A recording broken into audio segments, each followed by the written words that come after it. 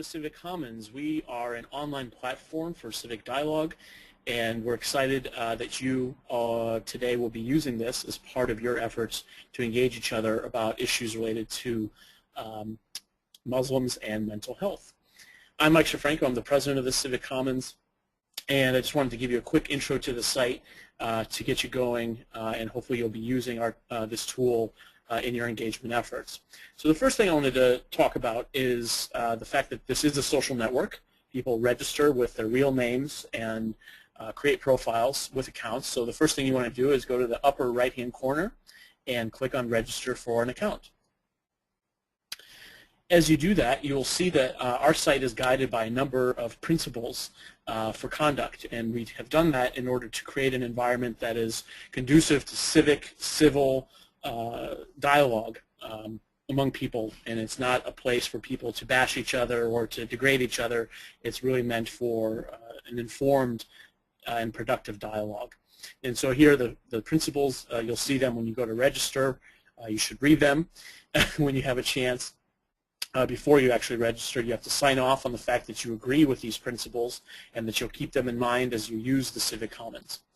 After that, you will, of course, register as an individual, unless you want to register as an organization, but you'll register as an individual, and you'll complete your information, and you'll tell us a little bit about yourself. You'll provide your zip code and all this other stuff. And, of course, you can make it really easy on yourself and just connect with Facebook for an instantaneous registration into the system. Now, when you do register for this, for our system, make sure that you check your email for the confirmation code so that you are able to get in. So I'll go ahead and log in as myself. I do it through Facebook. It's easier that way. And I'm in the system. And so the first thing we wanted to show you when you're in the system is the project that's related to this National Dialogue on Mental Health called Creating Community Solutions. The project Creating Community Solutions, which is part of the National Dialogue on Mental Health, wanted to create an online hub for engagement across the country for all the conversations that were happening. And so you see the page here, you see some more information about what they're trying to accomplish and achieve with these conversations across the country and through the use of the Civic Commons. You have a number of resources that you can jump to here on the right-hand side. One of the conversations right here is embedded, which is an ability you have, which we'll talk about in a minute, to embed any conversation in the Civic Commons on your website. And then you see the series of conversations that are related to this initiative and all the wonderful people that are participating in them, again, across the country. So let me dive into one of those conversations so that you have a sense of how it functions, what you're able to do in a conversation, and of course we hope that you are using this by the end of the day to engage each other in any variety of ways.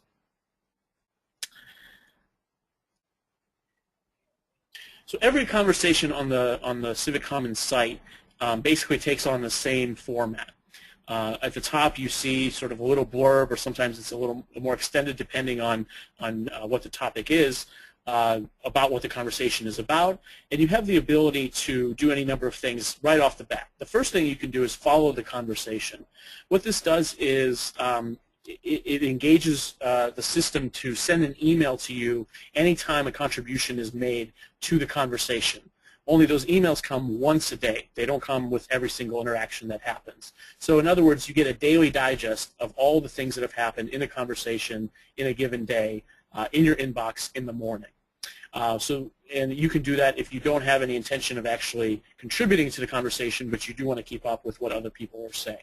Of course, you can tweet it using Twitter. You can like it on Facebook if you're connected through Facebook, and you can embed the conversation. As I mentioned earlier, this link provides you with an embed code to put on your website or your blog or anywhere else.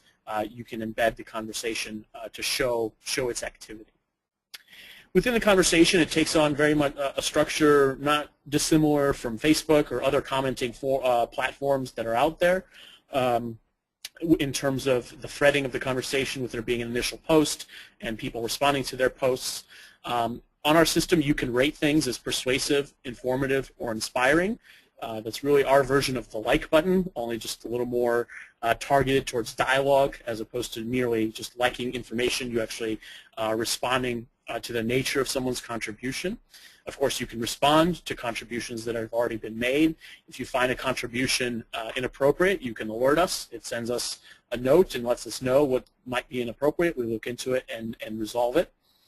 On the right-hand side, you see the people who are participating, and again, because this is a social network, you can find out more about these people and who they are and where they're coming from. So, for example, I just clicked on Kirsten Silviera from the University of Kansas, and so you can, again, learn more about her and her relationship to this topic. And below you see a soapbox, which really is just a recent activity feed of the most recent comments that have been made within this much longer conversation, as you see here. Now, the other things that are possible in the conversation are taking action and reflection. Taking action provides you with one of two options. You can create a vote, or if a vote is already created, you can vote on it, you can make your selections, or you can write a petition. And so creating a vote you might want to use if, for example, out of the conversation you have a number of options of what you could do, and you want to vote on which option you should actually take action on. And writing a petition is the same as if you were using change.org or any other petition site. You sign your name to it, or if you're the creator, you articulate what it is you want to petition, and then you amass the signatures, you download a file, and you have the petition with all the signatures attached to it. The reflect button on any conversation on the Civic Commons allows for a place to sort of summarize activity. So again, if you're talking or you're taking action, there can be a lot of things going on. This is a space to sort of summarize all that's going on over some period of time. So maybe over the course of a week or a few weeks or whatever, you might want to summarize and say, okay, this is where we are in the conversation today. So it sort of gives that place for synthesis and reflection and provides sort of an avenue for next steps, maybe starting a new conversation as it might be. So that's the basic construct of, again, this is all one single conversation. Every conversation has these three abilities: the ability to talk, the ability to take action, and the ability to reflect. So as it relates to your efforts for the folks in the room today, when you're registered in the system and you want to get going, there's already a conversation that was started by Kaiser Hussein. So I imagine Kaiser wants you to join his conversation as soon as you are able. So in order to do that, go to our search feature and type in Muslim mental health, and you'll see the conversation that Kaiser has already started. You click on it.